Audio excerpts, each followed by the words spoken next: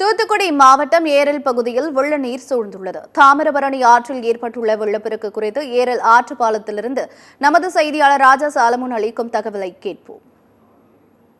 நம்ம இப்ப நிக்கிற இடம் தூத்துக்குடி மாவட்டம் ஏரல் தாமிரபரணி ஆட்சி பாலத்துல இருக்கோம். இப்ப ஏரல் ஆட்சி பாலத்துல இந்த தாழ்வான தாம்போதி பாலம் ஒன்று இருக்குது. இது ஆங்கிலேயர்கள் ஆட்சி காலத்தில் போடப்பட்ட ஒரு பாலம். இந்த பாலம் இந்த பாலத்துக்கு மேல ஒரு 3.4 அடி உயரத்துல இன்னைக்கு தண்ணீர் கொண்டிருக்கிறது.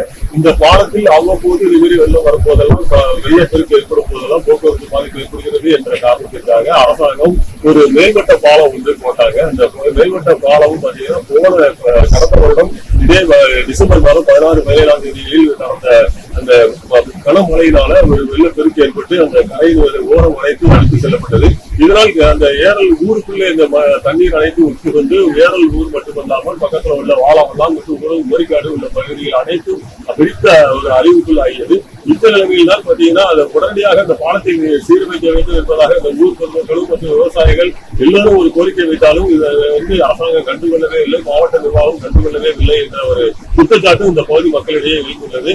அடுத்த மழை வருவதற்குள் இதை சீர்செய்வீர்களா என்பதான ஒரு கேள்வியும் அவ்வப்போது வைத்தார்கள். ஆனாலும் அதனுடைய கேள்விக்கு எந்த விதமான அவர்களுடைய கோரிக்கைக்கு எந்த ஒரு பதிலும் இல்லாமல் அனைத்தையும் அவர்கள் அசால்ட் செய்தார்கள். இதனுடைய விளைவாக இப்பொழுது பார்த்தீர்கள் என்றால் இந்த கடந்த 3 நாட்களாக பெய்த கனமழையின் காரணமாக திரும்பவும் இதே வெள்ளப்பெருக்கு ஏற்பட்டுள்ளது. போன வருடம் எப்படி 1 லட்சம் கனஅடி தண்ணீர் வீணாக கடலுக்கு சென்றதோ அதே போல் இந்த வருடமும் வீணாக கடலுக்கு சென்று கொண்டிருக்கின்றது.